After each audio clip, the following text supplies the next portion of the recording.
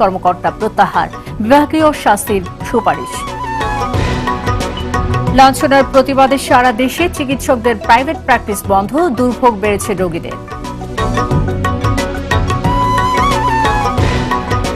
এবং রাজশাহীতে পদ্মা নদী ঘিরে বাড়ছে ভ্রমণ পিপাসুদের চাপ, বিনোদন স্পটগুলোর কাজ শেষ হলে আরও জনপ্রিয় হবে পদ্মার পাড়, বলছে কর্তৃপক্ষ।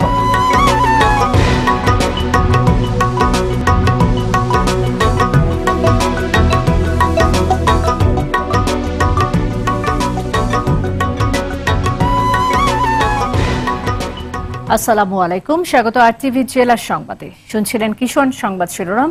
আপনাদের সঙ্গে আছি আমি সাবরিনা সিয়া। এগিয়ে চলো কল্পনার রাজ্যে। ঘুষ গ্রহণ, মাদকের মামলায় ফাঁসানো এবং বিধবা নারীর জমি দখলে সহায়তার অভিযোগে নারায়ণগঞ্জের সিদ্ধিরগঞ্জ থানা ওসি মোহাম্মদ শরাফত উল্লাহ সহ 3 জনকে প্রত্যাহার করা হয়েছে। বাকি 2 জন হলেন ওসি তদন্ত আবুল হোসেন ও SI ওমর ফারুক। দুপুরে তাদেরকে সিদ্ধিরগঞ্জ থানা থেকে প্রত্যাহার করে নগরীর পুলিশ লাইনে সংযুক্তির নির্দেশ দিয়েছেন জেলা পুলিশ সুপার মইনুল হক। পুলিশের সহায়তায় বিধবা নারী আসমা বেগমের জমি দখলের খবর গণমাধ্যমে প্রকাশিত হলে জেলার অতিরিক্ত পুলিশ সুপার মুস্তাফিজুর রহমানকে প্রধান করে 3 সদস্যের তদন্ত কমিটি গঠন করা হয়। তদন্ত কমিটি পুলিশ কর্মকর্তাদের বিরুদ্ধে ঘুষ গ্রহণ, জমি দখল ও মিথ্যা মাদক মামলায় ফাঁসানোর অভিযোগের সত্যতা পায়। দায়ীদের বিরুদ্ধে বিভাগীয় শাস্তির সুপারিশ করেছে তদন্ত কমিটি। এবং ইন্সপেক্টর তদন্ত আবুল হোসেন এবং সাব ইন্সপেক্টর ওমর ফারুক পত্রপত্রিকায় প্রকাশিত প্রতিবেদন এবং আসমা বেগমের দরখাস্তের ভিত্তিতে তাদের যে বিরুদ্ধে আনিত যে অভিযোগ তার সত্যতার ভিত্তিতে কমিটি তাদেরকে বিরুদ্ধে বিভাগীয় শাস্তিমূলক ব্যবস্থা গ্রহণ করা। জাতীয় পার্টির চেয়ারম্যান হুসেইন মোহাম্মদ এরশাদ বলেছেন, আগামীতে জাতীয় পার্টির 2টি ভিশন রয়েছে, তা হল প্রাদেশিক সরকার গঠন এবং নির্বাচন পদ্ধতির পরিবর্তন। দুপুরে রাজশাহী জেলা জাতীয় পার্টির সম্মেলনে তিনি বলেন, তার দলের এখন কোনো বিকল্প নেই। আগামীতে কারা ক্ষমতায় যাবে তা নির্ধারণ করবে জাতীয় পার্টি। সমাবেশে দলের মহাসচিব ABM রুহুল আমিন হাওলাদার ও প্রেসিডিয়াম সদস্য কাজী ফিরোজ রশিদ সহ স্থানীয় নেতারা উপস্থিত ছিলেন। আমাদের প্রয়োজন দুই দলের জাতীয় পার্টির প্রয়োজন। আগামী নির্বাচনে কার ভাগ্য নির্ধারণ হবে, কে কার মধ্যে ভাগ্য সুপ্রসন্ন হবে, আমরা নির্ধারণ করবো ইনশাআল্লাহ। সারা দেশে গেল কয়েকদিন ধরেই চলছে প্রচন্ড তাপদাহ। তীব্র গরমে নাকাল মানুষ। আবহাওয়া অফিস জানিয়েছে এই তাপদাহ আরও 2-3 দিন থাকবে। আজ রাজধানীতে তাপমাত্রার রেকর্ড করা হয়েছে 36.7 ডিগ্রি সেলসিয়াস। যশোরে সর্বোচ্চ 37.8 ডিগ্রি সেলসিয়াস। আগামী 26 মের পরে বৃষ্টি হওয়ার সম্ভাবনা রয়েছে। বৃষ্টি না হওয়া পর্যন্ত তাপমাত্রা কমবে না। গরমের পাশাপাশি ঘন ঘন লোডশেডিং এ অতিষ্ঠ সাধারণ মানুষ। তীব্র গরমের কারণে হাসপাতালে বাড়ছে জ্বর, ডায়রিয়া, টাইফয়েড, হেড স্ট্রোক রোগীর সংখ্যা। সুস্থ থাকতে প্রচুর পরিমাণে পানি ও স্যালাইন খাওয়ার পরামর্শ দিলেন চিকিৎসকরা। 26 তারিখে গিয়ে হয়তো তাপমাত্রা ফল করবে, তখন হয়তো অনেক জায়গায় তাপপ্রবাহ থাকবে না। তখন হয়তো আপনি পাবেন 26 তারিখ 27 তারিখের দিকে আপনি হয়তো ঝড় বৃষ্টি পাবেন। ঢাকা থেকে ঢাকা দক্ষিণ অঞ্চল, এই অঞ্চলটাতে বিশেষ করে দক্ষিণ এবং দক্ষিণ পশ্চিম অঞ্চলটাতে তাপপ্রবাহ বিদ্যমান এবং আপনি বলা যায় যেটা 25 তারিখ পর্যন্ত অব্যাহত থাকবে। 25 তারিখের পরে গিয়ে 26 তারিখে হয়তো আপনি অনেক জায়গায় পাবেন না। কর্মস্থলে নিরাপত্তা নিশ্চিত ও চিকিৎসক লাঞ্ছনা বন্ধ সহ কয়েকটি দাবিতে সারা দেশে প্রাইভেট প্র্যাকটিস বন্ধ রেখেছেন চিকিৎসকরা। কেন্দ্রীয় কর্মসূচির অংশ হিসেবে সকাল 8টা থেকে এই কর্মসূচি শুরু হয়েছে। রাজশাহীতে চিকিৎসকদের ব্যক্তিগত চেম্বার বন্ধ রয়েছে। চিকিৎসা না পেয়ে ভোগান্তিতে পড়েছেন রোগীরা। তবে সরকারি হাসপাতালে চিকিৎসা কার্যক্রম স্বাভাবিক রয়েছে। একই ইস্যুতে খুলনার সব বেসরকারি হাসপাতাল, ক্লিনিকে রোগী দেখা বন্ধ রয়েছে। বাংলাদেশের মেডিকেল অ্যাসোসিয়েশনের ডাকে কিশোরগঞ্জ সহ বিভিন্ন জেলায় প্রাইভেট প্র্যাকটিস বন্ধ রয়েছে। সম্প্রতি রাজধানীর একটি হাসপাতালে ঢাকা বিশ্ববিদ্যালয়ের এক ছাত্রীর মৃত্যুর ঘটনায় ভুল চিকিৎসার অভিযোগ এনে ভাঙচুর করে তার সহপাঠীরা।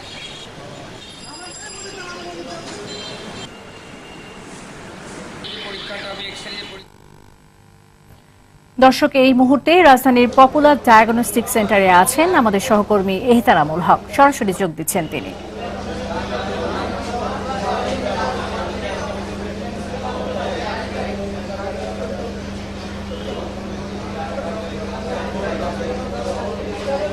এহতারামুল, আপনার কাছে দুটি বিষয় জানতে চাইবো, আমাদের খুব সংক্ষেপে জানাবেন। সেটি হচ্ছে যে চিকিৎসকদের এখন যে সকল দাবি দাওয়া নিয়ে তারা কর্মসূচি পালন করছেন, সেক্ষেত্রে এখন তাদের অবস্থান কি এবং রোগীদের দুর্ভোগ কোন পর্যায়ে আমাদের জানাবেন।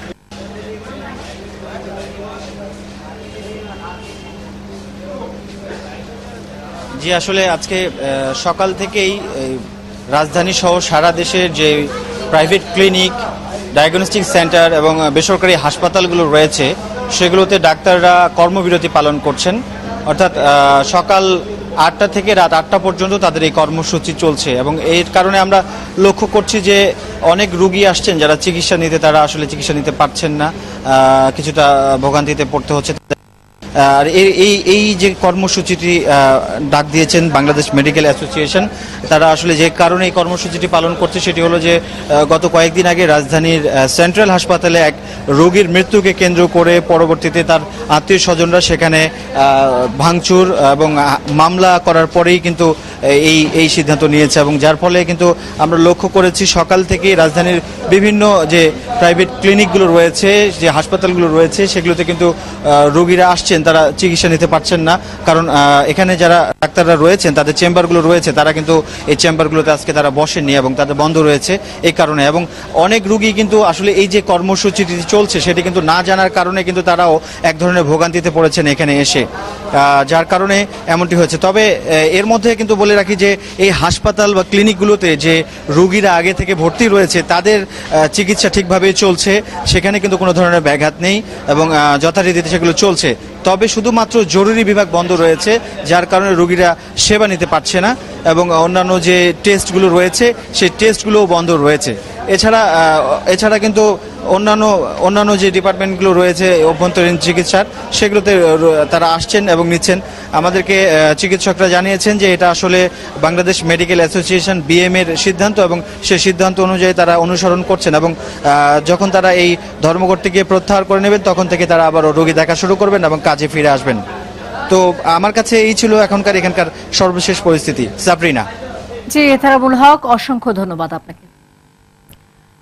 দর্শক, এতক্ষণ রাজধানীর পপুলার ডায়াগনস্টিক সেন্টার থেকে জানাচ্ছিলেন আমাদের সহকর্মী এহতারামুল হক। চলে যাচ্ছি পরের সংবাদে। রাজশাহীর পদ্মা নদীকে ঘিরে প্রতিদিনই বাড়ছে ভ্রমণ পিপাসু মানুষের চাপ। বিশেষ করে ছুটির দিনে নদীর পাশের বিনোদন স্পটগুলোতে থাকে পরিবার পরিজন নিয়ে বেড়াতে আসা মানুষের উপচে পড়া ভিড়। কর্তৃপক্ষ বলছে স্পটগুলোর কাজ পুরোপুরি শেষ হলে আরও জনপ্রিয় হয়ে উঠবে পদ্মার পাড়। রাজশাহীর স্টাফ রিপোর্টার আমির ফয়সালের রিপোর্ট, জানাচ্ছেন অভি ইসলাম। রাজশাহী মহানগরীর পদ্মা নদীর কোল ঘেঁষে প্রায় 5 কিলোমিটার জায়গা জুড়ে গড়ে উঠেছে বিনোদন স্পট। নগরীর আলুপট্টি, বড়কুঠি, পাঠানপাড়া সহ বেশ কিছু স্থানে গড়ে উঠেছে পিকনিক কর্নার ও কমিউনিটি সেন্টার। এসব বিনোদন স্পটগুলোতে শুধু স্থানীয় জনসাধারণই নয়, পদ্মা পাড়ের নয়নাভিরাম সৌন্দর্য উপভোগ করতে দূর দূরান্ত থেকে আসেন দেশি ও বিদেশি পর্যটকরা। বগুড়া থেকে ঘুরতে আসছি রাজশাহীতে, এসে নদী অনেক সুন্দর লাগছে। তো নদীর এই সাইডটা আরো বেশি যদি সুন্দর করা হয়, যেমন আমরা যদি বসার জন্য অনেক সুন্দর লেক পাই, তাহলে আরো অনেক সবাই ফ্যামিলি নিয়ে দেখতে আসতে পারবে। পদ্মার পাড়ে আসলে আসলে মন ফ্রেশ হয়ে যায়। I like it. Beautiful country, beautiful sunset. দর্শনার্থীরা বলছেন সাজিয়ে তোলার পাশাপাশি পর্যাপ্ত নিরাপত্তা নিশ্চিত করা গেলে দর্শনীয় স্থানে পরিণত হবে এই পদ্মা পাড়। যে জায়গাগুলো আছে বসার, এই জায়গাটা প্রয়োজনের তুলনায় অত্যন্ত অপ্রতুল। যদি প্রশাসনিক সহযোগিতা পাওয়া যায় তাহলে অবশ্যই এখানে মানুষের আরো বেশি আনাগোনা হবে। প্রকৃতিটা আছে সবুজ, এটা দেখলে আসলে সত্যি মন ভালো হয়ে যায়। কর্তৃপক্ষ বলছে নদীর তীর ঘেঁষে 10টি স্থানকে বিনোদনের স্পট হিসেবে চিহ্নিত করা হয়েছে। আমরা যেটা মুন্সঘাট পার্ক বা যেটিকে আমরা বড়কুঠি পার্ক বলি, এটি আমাদের প্রায় শেষ হয়েছে। এরপরে আমাদের লালন শাহ পার্ক, সেটিও কাজ হয়েছে, সেখানে আরও কিছু কাজ করতে হবে। এই দুটি জায়গা দৃশ্যমান।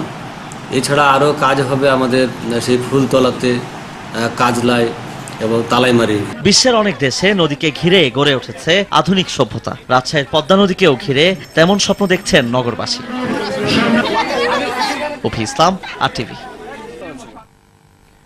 সাধ্যের মধ্যে সাশ্রয়ী দামে গুণগত মানের পণ্য নিয়ে গাজীপুরের কালীগঞ্জ উপজেলার উলুখলা বাজারে পেট্রো বাংলা রোডে উদ্বোধন হল আমেরিকান ব্র্যান্ড লিনেক্সের 23তম এক্সক্লুসিভ শোরুম।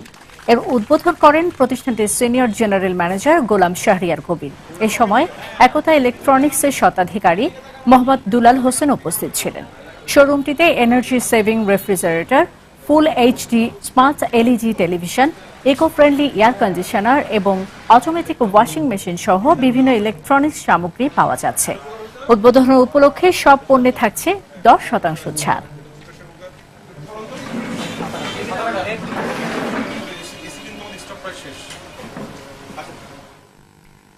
দেশের 53টি ইউনিয়ন পরিষদে সাধারণ, বন্ধ ঘোষিত ও উপনির্বাচনে ভোট নেওয়া হয়েছে। চলছে গণনা। এছাড়াও ভোট হয় একটি পৌরসভায়। সকাল 8টা থেকে ভোট শুরু হয়, চলে বিকাল 4টা পর্যন্ত। 53টি ইউনিয়নের মধ্যে 16টিতে সাধারণ নির্বাচন এবং 11টিতে বন্ধ ঘোষিত বিভিন্ন পদে নির্বাচন হয়। এছাড়া 25টি ইউনিয়ন পরিষদে বিভিন্ন পদে উপনির্বাচন অনুষ্ঠিত হয়। কুমিল্লায় 3টি ইউনিয়নে শান্তিপূর্ণভাবে ভোট হয়। কুষ্টিয়ার মিরপুর উপজেলার চিথলিয়া ও ধূপ ইলে কঠোর নিরাপত্তার মধ্য দিয়ে ভোট গ্রহণ হয়। ভোট হয় নড়াইলে পেরোলি ও 5 গ্রাম ইউনিয়নে। বগুড়ার সোনাকাটা ইউনিয়নেও ভোট হয়। ভোট নেওয়া হয় সিরাজগঞ্জের উল্লাপাড়ার বড়হর ইউনিয়নে। জয়পুরহাটে খেতলাল পৌরসভায় ভোট অনুষ্ঠিত হয়। নির্বাচন সুষ্ঠু, অবাধ ও নিরপেক্ষ করতে পর্যাপ্ত আইন শৃঙ্খলা রক্ষাকারী বাহিনীর সদস্য এবং ম্যাজিস্ট্রেট মোতায়েন করা হয়েছে।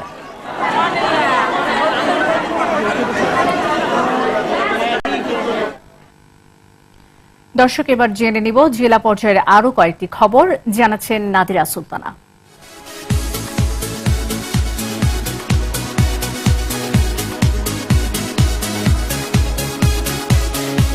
রমজান মাসে রংপুরে যানজট নিরসন ও আইন শৃঙ্খলা রক্ষায় সভা করা হয়েছে।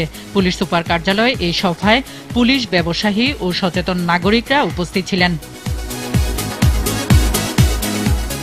রমজানের পবিত্রতা রক্ষায় শরীয়তপুর শহরে র্যালি বের করা হয়েছে। বাংলাদেশ খেলাফত মজলিস এই র্যালির আয়োজন করে। জামালপুরে স্থানীয় একটি পত্রিকা অফিসের ছাপাখানায় আগুন লেগেছে। শহরের স্টেশন রোড এলাকায় দৈনিক আজকের জামালপুর পত্রিকার ছাপাখানায় আগুনে প্রায় 25 লাখ টাকার মালামাল পুড়ে গেছে বলে দাবি মালিক পক্ষের। গাইবান্ধার পলাশবাড়িতে আমার বাংলা বিদ্যাপীঠে আগুনে 5টি কক্ষের মালামাল পুড়ে গেছে। বিড়ির উপর শুল্ক কমানোর দাবিতে যশোর বেনাপোল সড়ক অবরোধ করেছে কয়েক হাজার বিড়ি শ্রমিক। নাভারণে 1 ঘণ্টা ধরে এই কর্মসূচি পালন করেন তারা। জেলা সংবাদ শেষ করার আগে কিশোর সংবাদ শিরোনামগুলো জানিয়ে দিচ্ছি আরো একবার।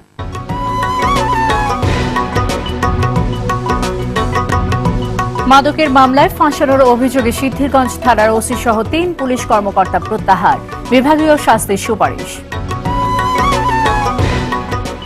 লাঞ্ছনার প্রতিবাদে সারা দেশে চিকিৎসকদের প্রাইভেট প্র্যাকটিস বন্ধ, দুর্ভোগ বেড়েছে রোগীদের।